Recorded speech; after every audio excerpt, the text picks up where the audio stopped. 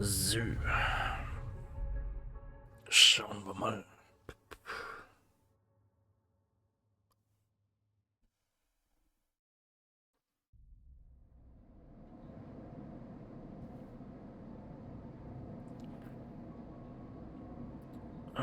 Okay.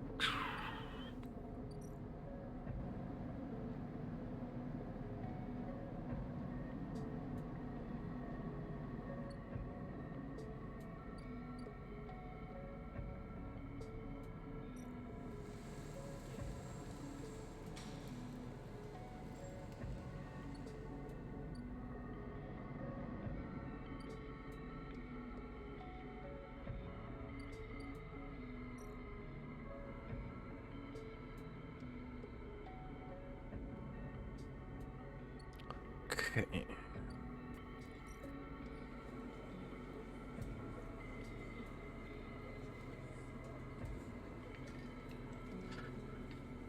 In a gum box. You feel stupid doing this, but the penguin says, take me to tambour. And this is the only tambour you can find.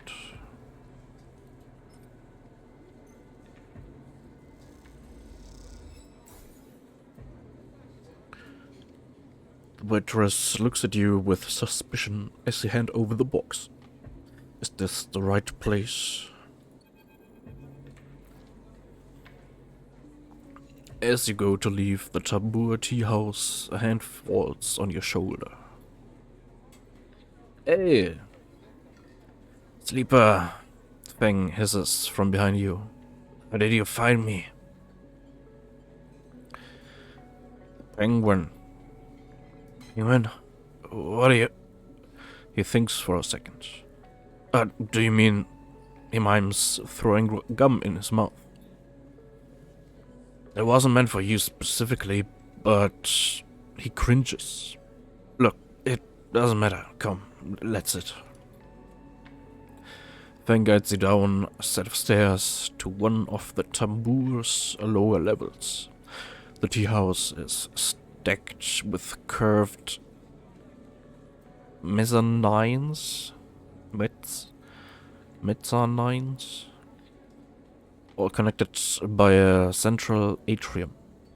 The levels are filled with makeshift booths and bars, and conversation bounces busily off the metal walls. Fang sees you looking around. This place used to be a fuel tanker's main drum, hence the name. The tea house part is a bit of a misnomer though. You can get anything the eye offers from this place, but real tea isn't exactly readily available. He picks a booth itself fashioned from some old salvage tank or container, lined with spongy insulation foam, and collapses into it. He looks around furtively. Don't suppose you've seen any Havenage types? They don't usually come out this far. Fang, what's going on? Well, I'm suspended, that's the first thing. And the second thing is, I'm pretty sure Harden wants to drop me off the rim of the eye. He grins. Doesn't bother me though. Shows we hit a nerve back there. He picks a scrappy hand-scrawled menu from the table and tosses it over. What are you drinking? Look at the menu. Fang is right. Menu is ridiculous. There's at least 10 different infusions, most of which you can't make out. But the paper is dominated by an extensive complement of esoteric alcohols and cocktails. Black tea is listed, without a price. There's a seasonal specialty. They ran into Harden. Was he pissed? Feng doesn't wait for an answer. That snake's so self-righteous. He might actually believe that Erlen would approve of his meritocratic bullshit. He taps on the table. If Havenage was like it should be, like it was founded to be, they would have shouted him down at any council meeting he dared to mention the true citizens. He sighs. But I guess this can't run the place now. A young woman with a vine tattoo snaking up her arm turns up at the booth, a slate in hand. Your order? You skim the menu, your eyes glazing over. Time to pick something.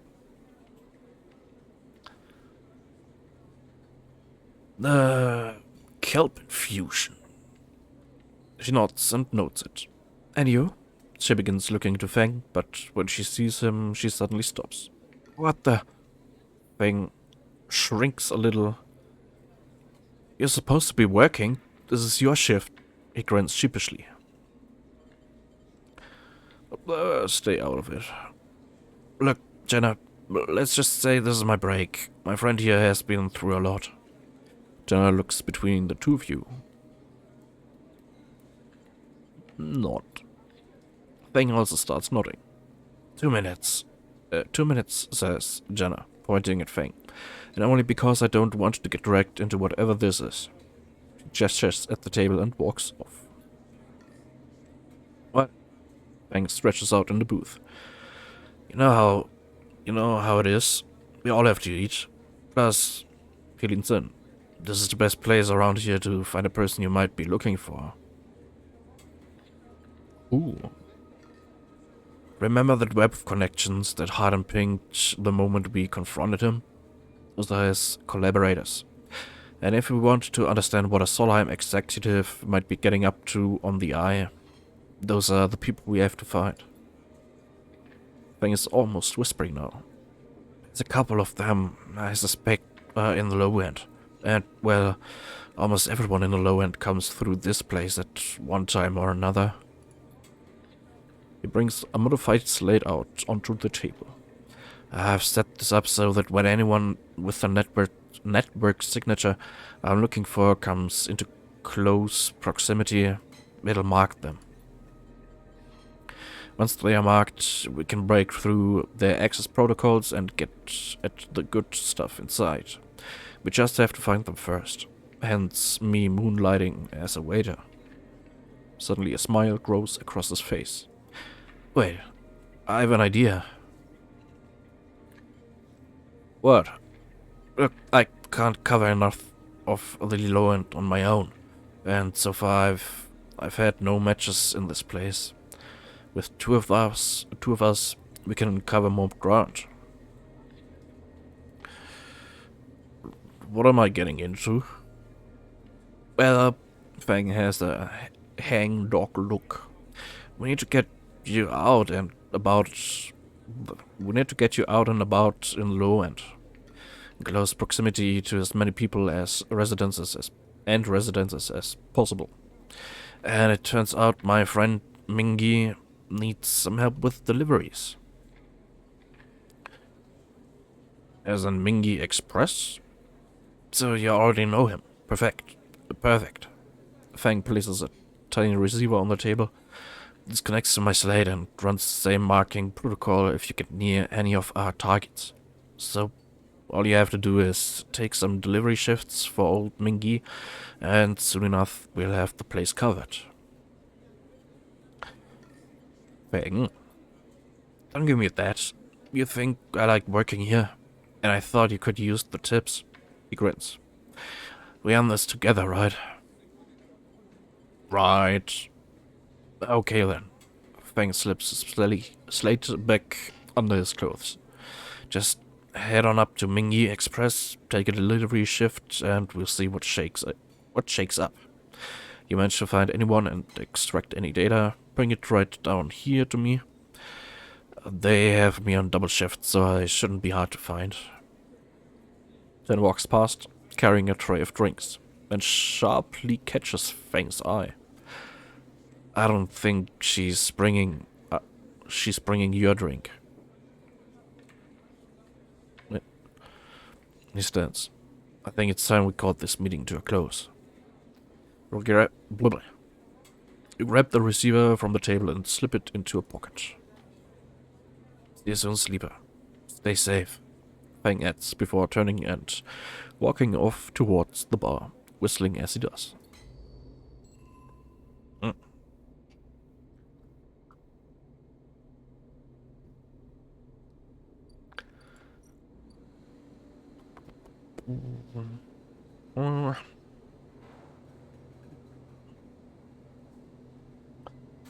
Have to deliver noodles to half the low end before you can get a proper fix on Harlan's collaborators. Risky.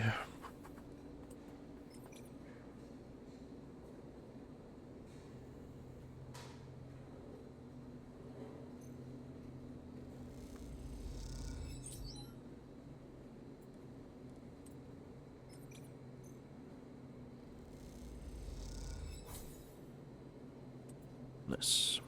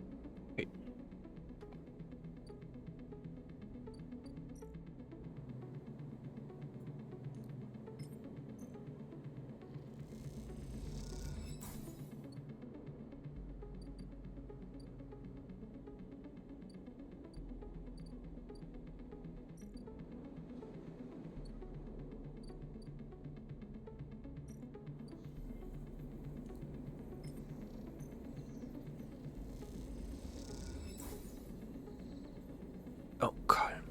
Nice. Ooh, upgrade point. Perfect. Career actions. Billiger. Yes. Okay. Ankita gave you a stack of jets, so you could acquire a ship mine for Amber. Better make sure to deliver.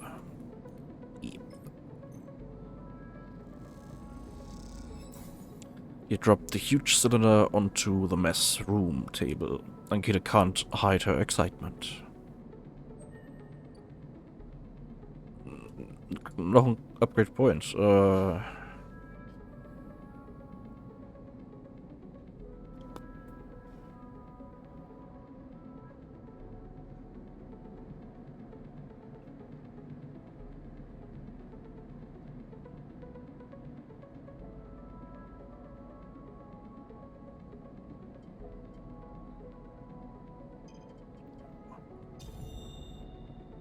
Okay.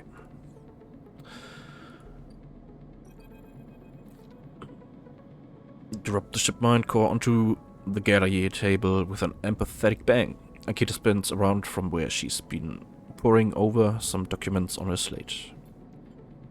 Oh shit, Sleeper. Did you actually land the ship mine? Rushes over and hefts the huge cylinder, turning it back and forth. Well, shit. It might actually work. She smiles wider than you've ever seen. Where did you get it? I built it. Built it? Well, well, you're full of surprises. Nikita bangs on the galley wall. Hear that, Amber? The sleeper got you a new ship mine. Sound echoes down the ship's passages. You have to admit being in a small space with Ankita when she's this excited is a little intimidating. Ankita puts the ship mine back on the table. I'll start the process of fitting it as soon as I can. I might need your help with some of it. She heads back towards the counter to grab her slate. Isn't the only good news today, either. Looks like my good karma is finally coming in. She throws the slate onto the table and spins it so you can see the screen. Take a look at this. The list of names and numbers. Nothing that exciting, along with what looks like a transit timetable. I found them. Found who? My crew. She points at a name on the list, or more specifically, Ashton Cady. It was his pass that was used to access Amber and slice the ship mine. I thought he might have been killed or robbed, his pass stolen, but it turns out he crossed the Founders Gap the very next cycle. Founders Gap? The big rift in the station. You can't cross it without the Founders Ferry. She leans back in her seat. I know some of the crew over at the ferry. Old Mercs used to run in and outfit I worked with. Saw them in the Overlook, and they mentioned they saw Ashton crossing. I checked the manifests, and there he was. Looks suspicious. He hasn't said a word since the theft, and anyone wanting to hide out might head to the Greenway and go to ground. She flexes. He won't get far, though. There's no real docks out there, only a couple of jetties in the wastes. So what now? Now I fit the ship mine. That's the first priority.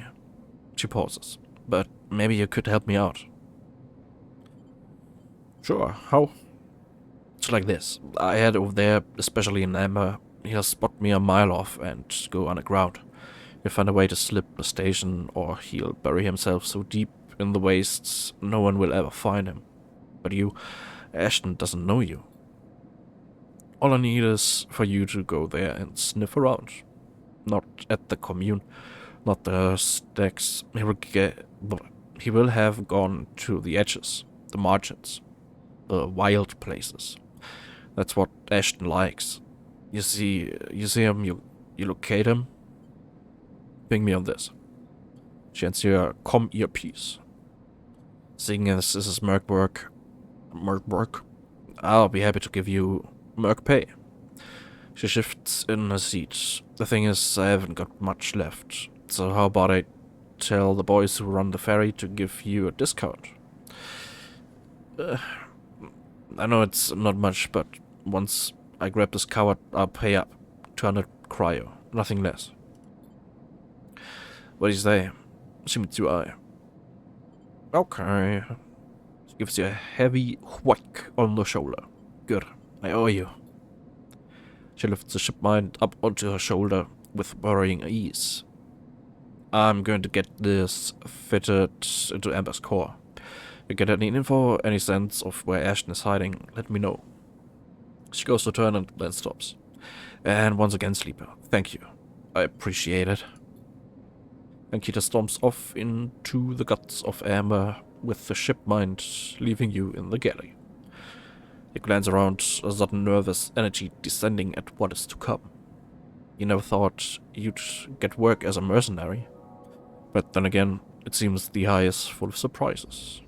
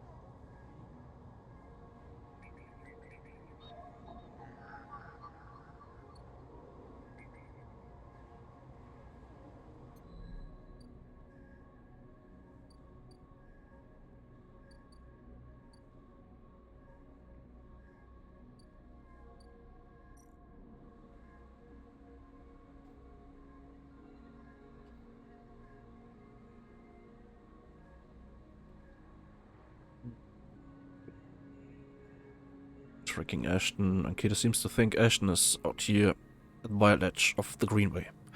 Time to see if that's true.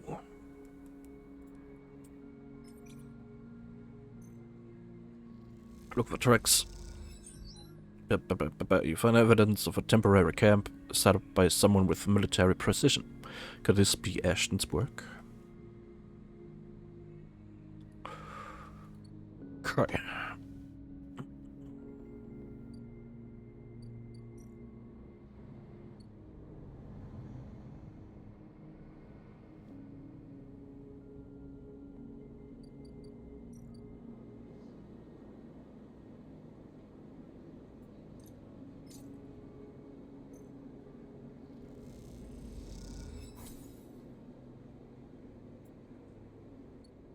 Nice.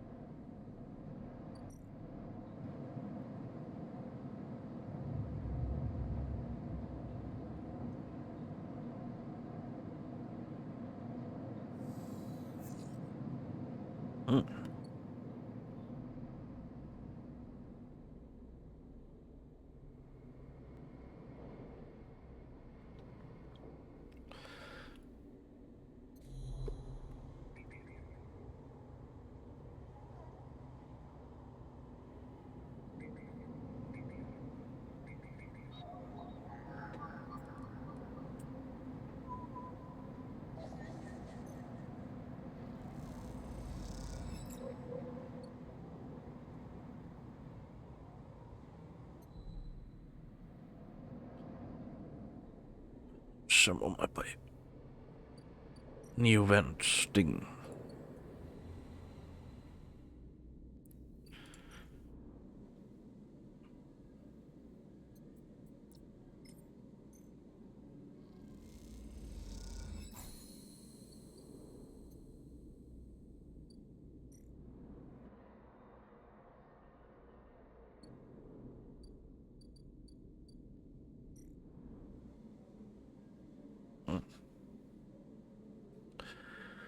Killer's dead.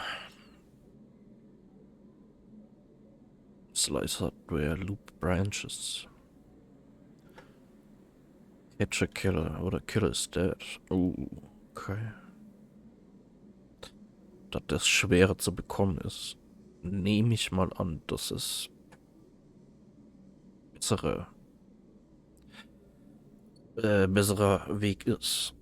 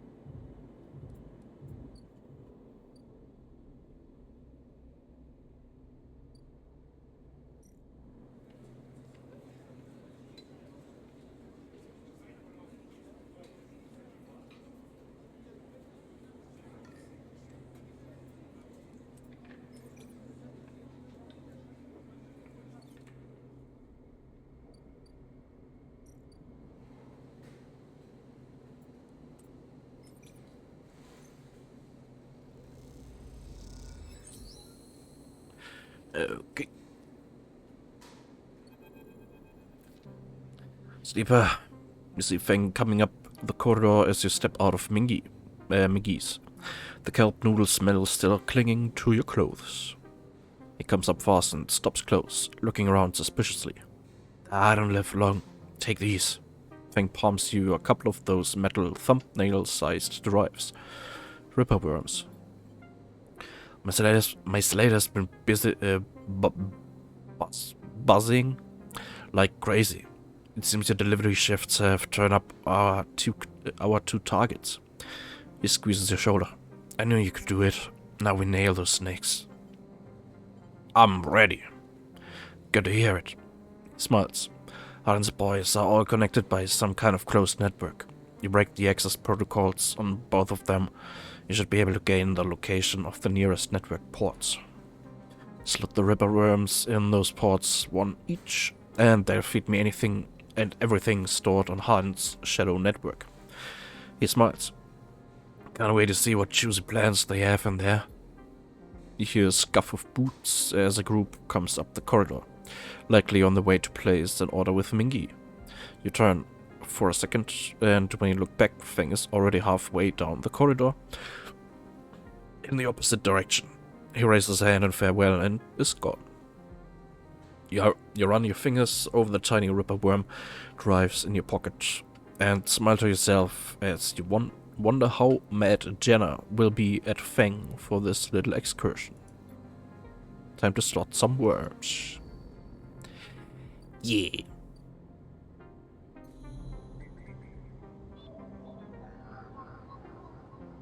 Okay.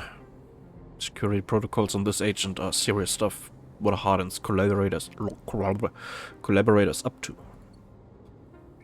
Okay.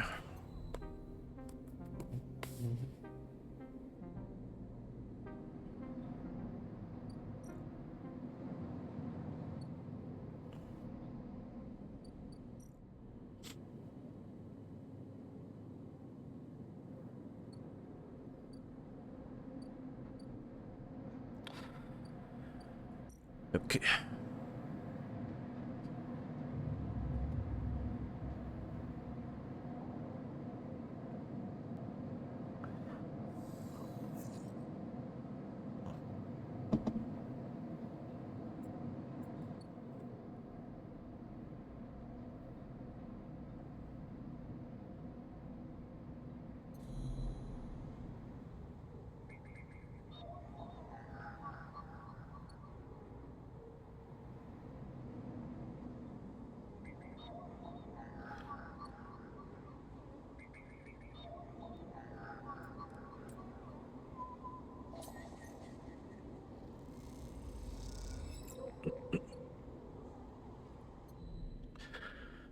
Okay. But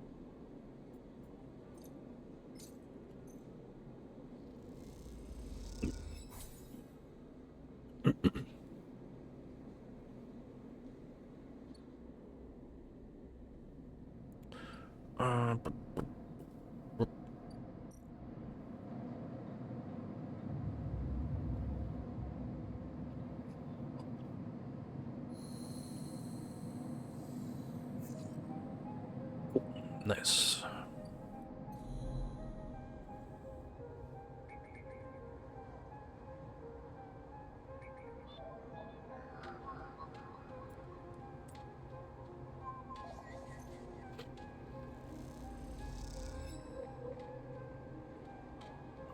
Agent port unlocked.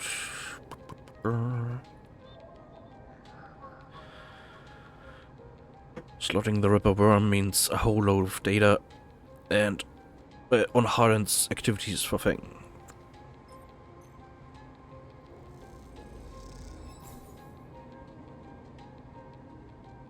Worm begins tearing through the data cache, spinning out a threat to Feng's terminal.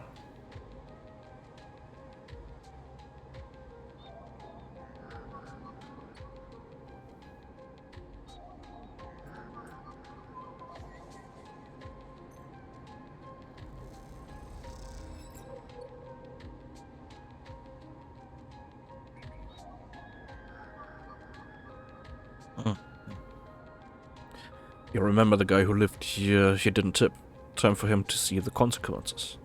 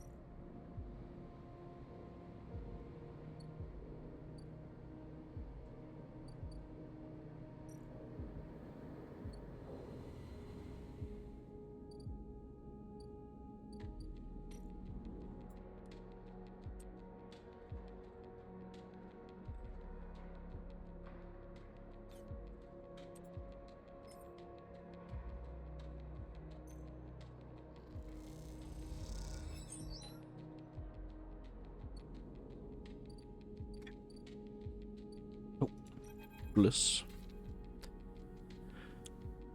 No way, Moritz. You take those substandard fellas back to the shit heels who sold you them. You hear the voice echoing out of the bay as you pass. Then moments later, someone who you assume is Moritz drifts out with it, dragging a pallet of filter cartridges by a tether. Hey, you out there. Same voice echoes out of the entrance. Looking for work? Yes. I just need a hand. Get in here. Voice is coming from someone shorter than you expected. She's floating in the microgravity of the docking bay beside a half-deconstructed life support unit that looks like it might have exploded at some point. She points a wrench in your direction. You know anything about these things? She doesn't wait for an answer. Scratch it.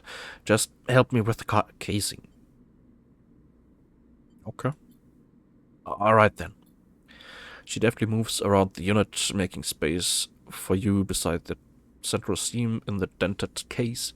Just take a grip here and lift out and up, that I can get in and unbolt it.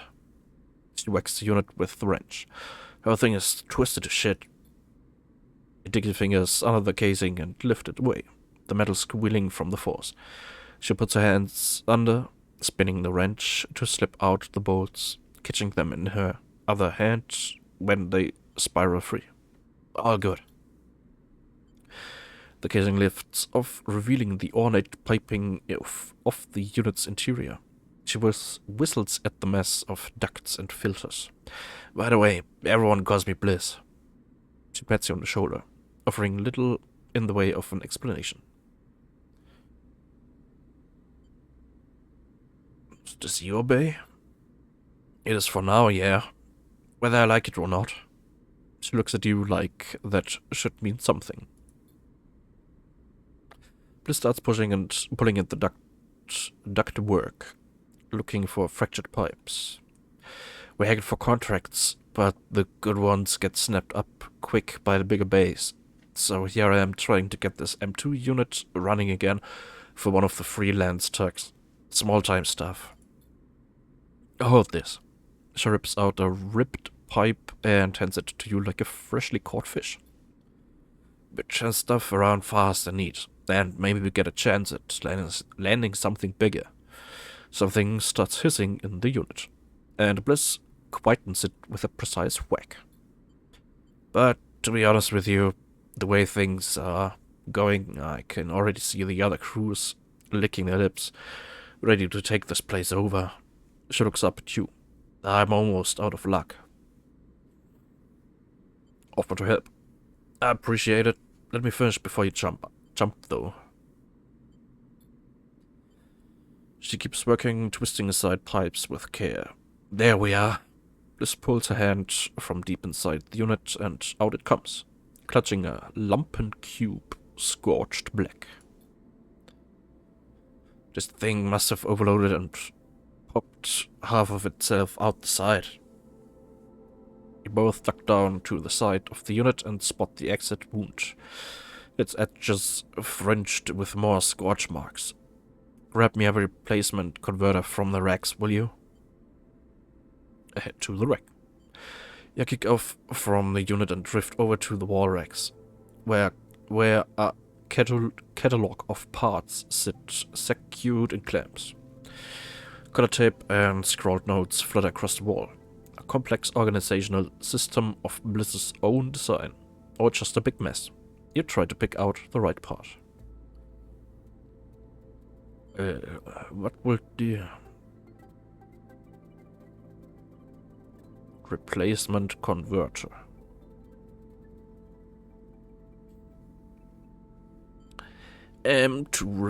Converter. Grab the part and push back to the unit. Bliss holds out an arm and you pass it over. Converter spinning gently as it leaves your hand. Perfect. You passed.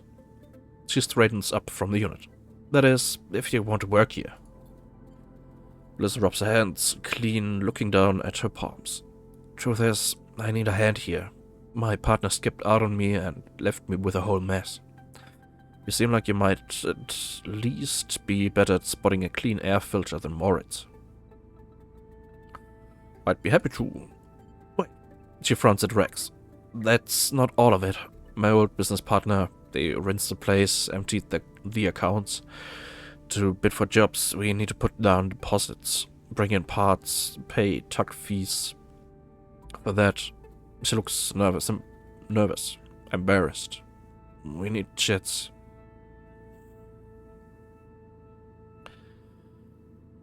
You want me to pay to work?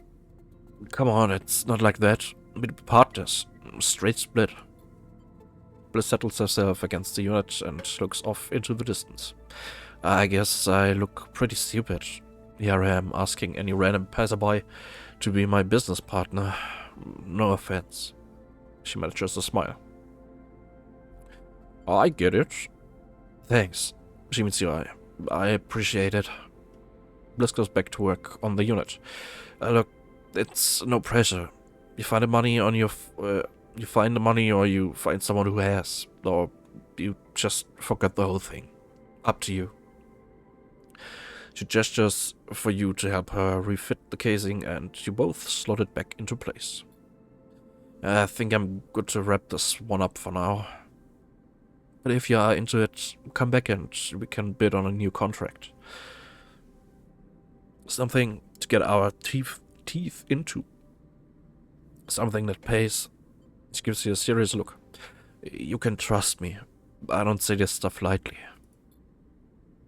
You kick away from the bay, propelling yourself back to the handholds at the entrance. You slip out with a wave, and as you do, someone slips back in. You hear Bliss as you glide down the passageway. Moritz, I swear to God, if those filters aren't clean... You smile. Seems like this could be interesting.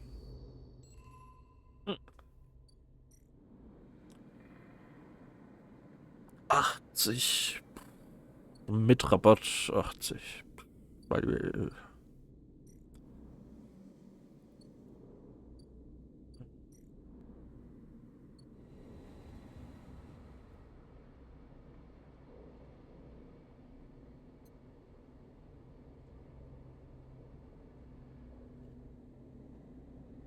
Ah ja, Sabine. Four cycles, as being said, and here you are, right on time, with no sign of them. You wait a while in the apartment, the dread descending as the cycle spins onward. They should be here. Check the terminal. Check and double the terminal for messages or recordings. Nothing. Just a pale glow. Silence. Check the door. You pace back and forth around the apartment, the rumbling of the station suddenly so present and loud. You go to the door and open it to an empty corridor. You close it again. You try to settle down, to wait. You sit on the bunk and stare out at the tiny room. Where the hell are they? A knock at the door. Open. Wisst nicht, Sabine. The figure stands in the door and immediately you know it's not Sabine. They are taller, sharper, and something in the face glints in the half-light. A dark shape, like a stubby baton, hangs loosely from her head. A local sleeper. Good to finally meet you. She steps into the apartment, glancing around with sharp eyes. What, may I ask, are you doing here? She fixes you with a steady, unwavering stare. Waiting for a friend? Of course, a mutual friend of ours, the good doctor. She walks past you into the apartment, glancing around. We set them up here, you know. This place is one of ours. She picks up a glass from the dispenser and inspects it. People always seem to forget who put them where they are. She glances at you. And I suppose you're here to help? Something like that. Good, good. She puts the glass down and turns to face you. I love to meet helpers. We need so many, but can find so few with the right skills.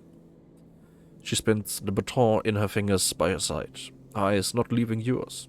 We have a problem, you and I. It seems our friend has disappeared, left without even saying goodbye, which means they are in a little trouble now. But it's the kind of trouble that you need help for. So I thought I'd come down here and take a look at their little hidey hole, and here you are. Help. She looks through the detritus on the side. And what help? A sleeper, no less. Which I have to admit is a little surprising. It suggests to me that our friend hasn't been very honest with you either. What do you mean? But I'm sorry to report that before we got them set up here, Sabine was working for your owners. She pauses, as an ARP. You blink hard at the news, unsure how to take it. Rabia looks away, waiting for a response. Prove it. Happily, she crosses into the next room and you follow silently. She sits at the terminal and touches a baton to one of the access ports. A spark. Then the terminal screen skips encrypted folders, emptying themselves before your eyes. In the flicker of files, you see SNR letterheads and code forms. Reports laden with medical data marked with the corporate logo like the sigil of some cult. Rabia steps away from the terminal. Look all you want. Some of your files may even be there. The volume of documents is overwhelming, but they seem to be mostly reports on early emulation tests, surveys with sleeper candidates, reams and reams of usage data. If Sabine was an SNR employee, why did they help you? Rabia reaches over and places a vial of stabilizer on the desk, breaking your concentration. It shimmers in the screen light. It's viscous, clear liquid crystalline within the glass. We will, of course, keep up the supply. We are more than able to dispense important medicines, even without the doctor. You hold it between your fingers, and for a tiny moment you have the urge to crush this object, for the power it has over you. I'll ask Toshiro to make those a little cheaper for you. He'll be running the surgery now. Rabia closes up the briefcase lab and holds it at her side. We have to retrieve our assets, of course, but I'm sure you understand. Arabia turns on her way out. There's no reason for us to be enemies, Sleeper. Come see me. I keep an office nearby. We have good work to do, you and I. Meet me there in a few cycles. She slips out silently into the corridor. You look around the apartment and feel the fear drain out of your body to reveal the tiredness beneath. Huh.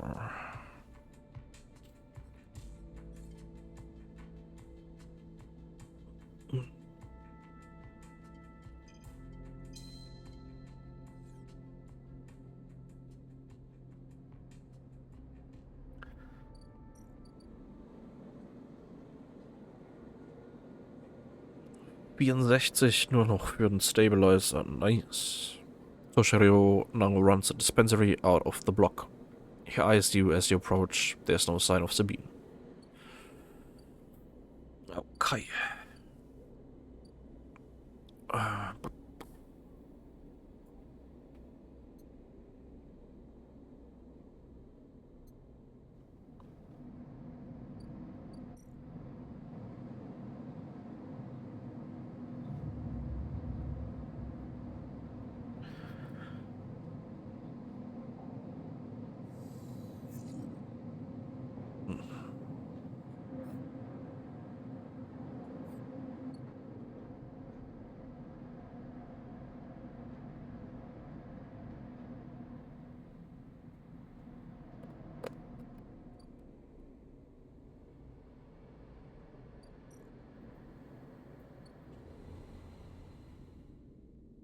Mhm.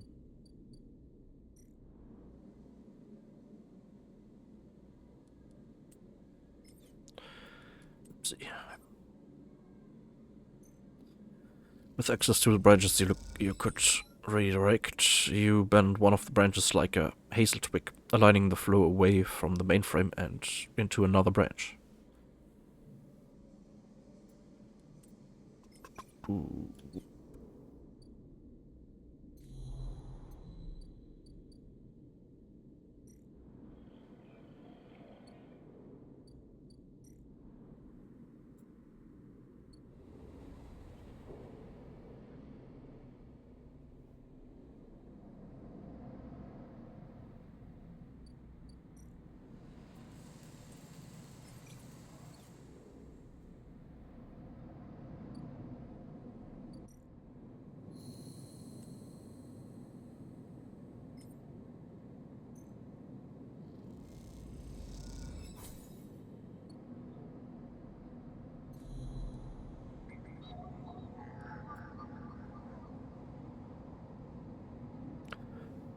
Ah.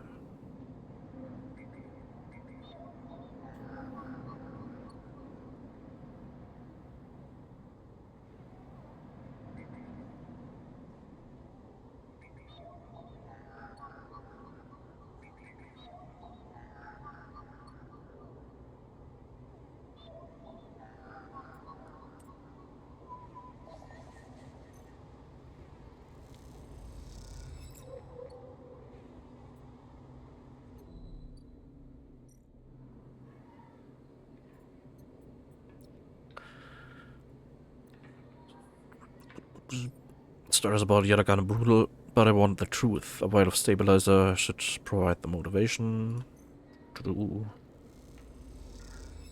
So, jetzt haben wir Weiß Stabilizer.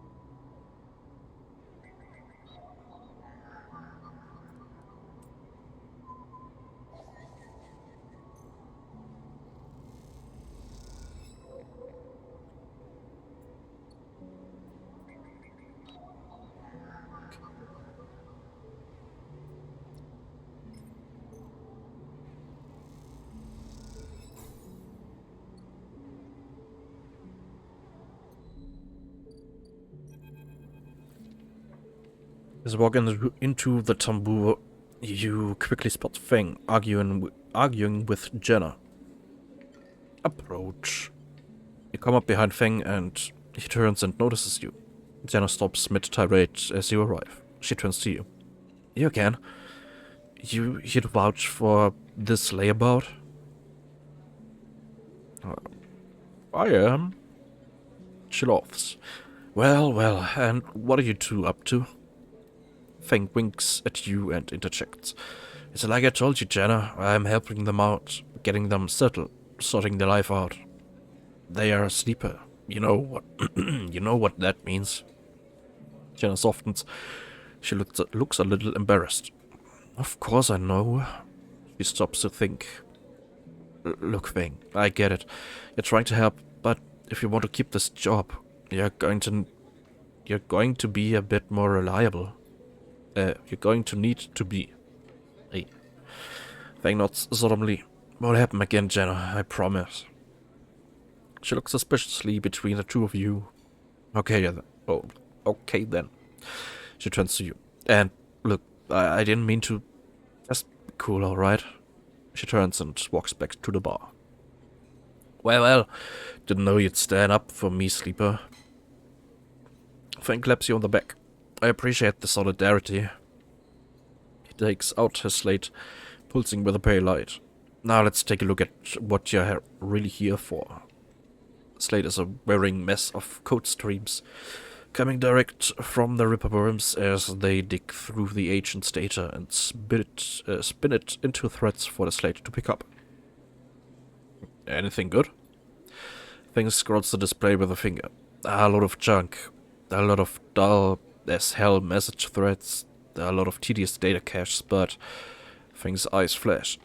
Definitely some good stuff. He stops the screen, scrolling on an entry and expands it. Check this out. Feng shows you the screen. You see a bold corporate logo, not Solheim's, and a word below. Conway. Feng says. He's working with Conway.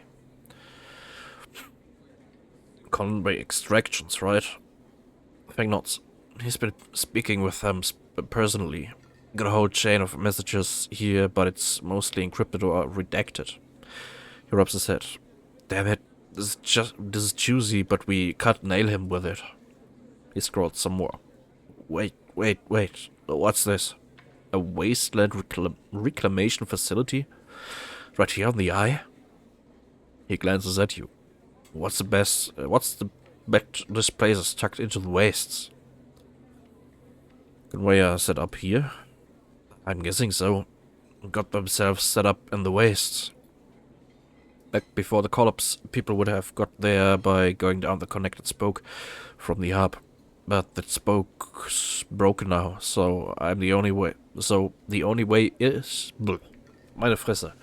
So the only way is the long way. Round the rim. Past the green way. He shows you on a slate. Feng looks away, thinking. Conway have been making moves on the system since the collapse. I heard they took over one of Solheim's old belt colonies a while ago, moved everyone out and reclaimed the whole rock. What's the angle? Harden has to be offering them something. Feng looks back at the screen, but if Harden is involved in it, then we need to check it out. Simple as that. So what's next? Feng stares out into the middle distance. We have to get to that facility. The answer to whatever Harden has been planning, has to be there, and we're going to catch him in the act. Give me 5, maybe 6 cycles, and then I'll see you on the Greenway. I seem to remember there's some old service docks on the outer shell, up by the Hypha building. Should be a good place to meet. Feng squeezes your shoulder. Thanks again, Sleeper, for sticking with this. I've forgotten about that tracker of yours either, but I'm going to need to be back in my bay to pull a solution together. He turns the slate around to face you, showing a mass of scrolling code. I've been working on a fix in my brakes. He winks. Feng grins widely. Now I've gotta go ask for some time off from Jenna. Wish me luck. He waves as he walks back to the bar, where Jenna's standing, a look of deep exhaustion in her eyes. A good point, yeah.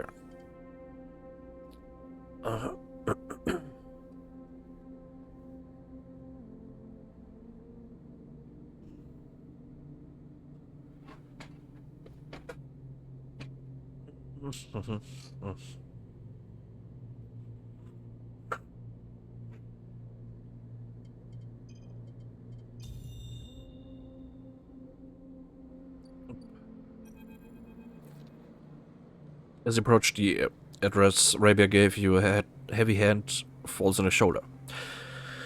What's the business here? The enforcer grips your shoulder, giving a hint of the strength her implants give her. As you turn, you see the same subsidiary eyes as Rabia and Toshiro, glinting like mirrors on her cheeks. Tia, please sleep us here by my invitation. At Rabia's command, the hand immediately loosens, and an apologetic look replaces the scowl on Tia's face. Of course, Rabia, I'm sorry. Rabia waves her away. Don't you worry, I appreciate your protective instincts. Ich kann heute nicht gut lesen. She smiles at the enforcer. How about you head to the tambour? They have a delivery coming, and they'll need some help with the lifting. Tia nods and walks away. So, Sleeper, you came. I'm glad. I was curious. Curious is good. Smiles a tight smile. You have to understand, finding you there in Sabine's unit, I wasn't sure where we stood. There are more than a few people on this station who would rather I was dead. I had to be sure you weren't one of them. I wish you no harm. I'm glad. Rabia begins walking and gestures for you to walk with her. She takes you down a staircase into the bustling walkways of the low end. What do you know about Eragon?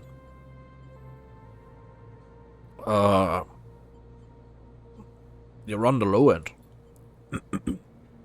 She laughs. That sounds impressive. We run out of the low end. Yes, we don't run it. People with carts push past moving crates of supplies around the thin and winding passages. Our reputation is one that implies threat. Is that fair to say? We are framed as aggressors, parasites, criminals.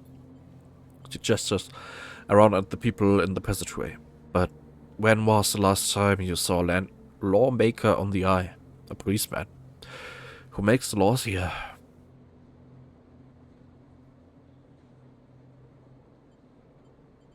Haven't. Yes, they like to believe so, don't they? By claiming a lineage that extends back into Erlen's union, they assume the burden of authority. But they have no authority here. Out past the bright market, where few work in their shipyards or pay for their docking berths. If you had spent your time in the low end, maybe your opinion of us would be different. This is our place, our people. The low end was empty in Erlen's time. They didn't need to house thousands, and keeping the yards and the rotunda safe was work enough. No, the low end was reclaimed later, when the refugees started arriving. Rabia meets your eye. The collapse didn't just happen here, on this station. When Solheim collapsed, the entire system felt it. Colonies were abandoned, the moons of Ember and Cinder suddenly gained independence overnight. Some took advantage, some tried to hold it together, some fled. The Eye became a refuge, and Erlen, to his credit, extended an open hand to everyone, but many within his organization disagreed, and those new arrivals weren't as simple to quarrel as they hoped. Rabia leads you through a small market hall, busy with small stalls and traders. Odin's union was made of workers, administrators, people who were malleable and already organized into hierarchies and networks. Refugees came from different factions and families, whereas we as God, injured, desperate, blah, blah, blah. The refugees came from different factions and families, were scarred, injured, desperate. Conflict was inevitable. Yanagan is a child of that conflict, a child born out of the need for us to stand up and claim our future, to provide security, strength. People call us a gang, but we are a community. I take my position as lieutenant seriously, and from my birth I have worked to earn it. Rabia catches herself before she raises her voice any further, and you both walk in silence for a while, among the smells and textures of the lowland. You start to wonder if this place could be a home for you too. Where do I come into this? Rabia smiles to herself and thinks for a moment before she responds. I believe that you understand the importance of a refuge, so I also believe that you wish to help keep this place safe. She exhales quietly. For this reason, I would like you to trust me. I do not know what's been told you about us, but I imagine it was not good. I will be honest with you, Sleeper. I was never comfortable with having Sabine as part of Yadagan, an ex-corporate employee. It goes against our nature. But the deal was with Yannick. I kept my distance, made sure Sabine had their surgery, kept it supplied, that was all. But I cannot allow people to go back on the promises they have made to us. Yadagan has not lasted this long because it is a charity. We offer and ask for support. Any betrayal will be treated as an attack. Who's Yannick? Yannick is one of the heads of Yadagan. They guide us. He's the newest to be elected. He's an elder.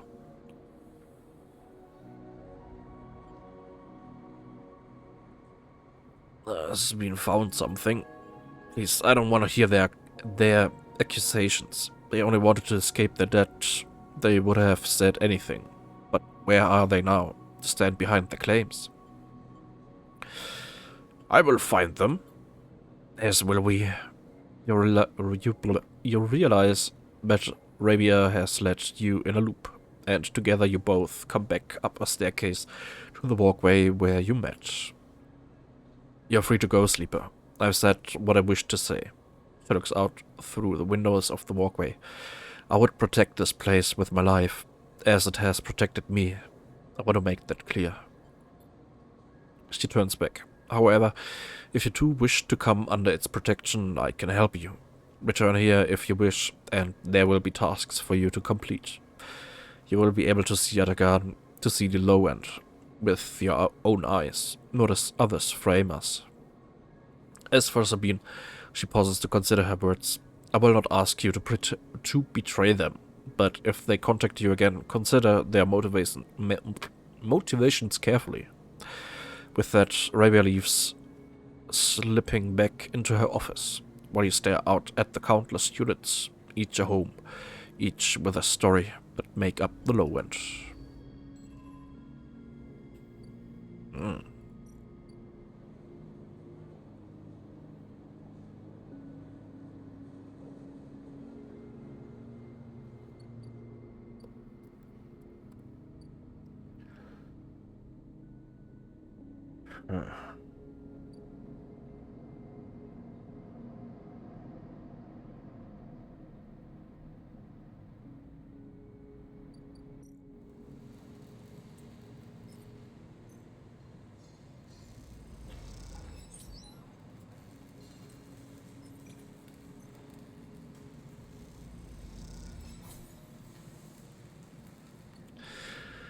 Gut.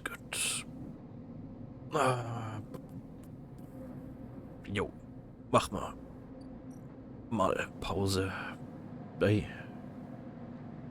Sunbathe.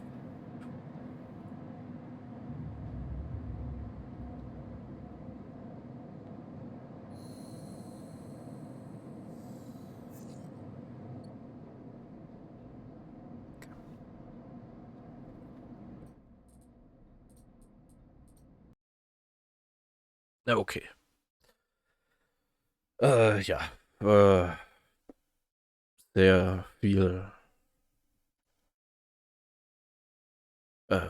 Yatagan, Lore, irgendwie, weiß nicht, bisschen, also fürs erste richtige Gespräch gleich so mit der Geschichte von der Gang äh, erzählt zu bekommen, ist, weiß nicht, ein bisschen zu früh, finde ich. Aber, naja, äh, ja, gucken wir mal, wie es da dann weitergeht.